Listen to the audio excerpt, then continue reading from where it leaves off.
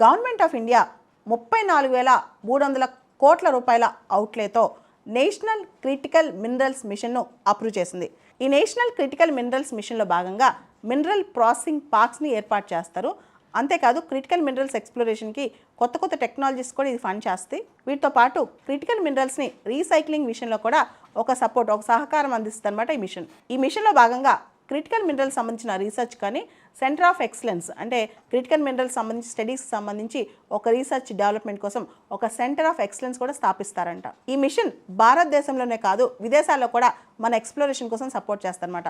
మన Khanij Bidesh India limited KABIL వాళ్ళు Argentina ఇతర లాటిన్ అమెరికన్ దేశాల్లో కూడా ఇప్పుడు వాళ్ళ క్రిటికల్ మినరల్స్ ఎక్స్ప్లోరేషన్ కోసం బ్లాక్స్ కొనుక్కోవడం బిడ్డింగ్ చేయడం ఇలాంటివి చేస్తున్నారు. భారతదేశంలో 2030-31 కల్లా దాదాపు 100 బ్లాక్స్ ఆఫ్ క్రిటికల్ మినరల్ బ్లాక్స్ని ఆక్షన్ చేస్తారంట.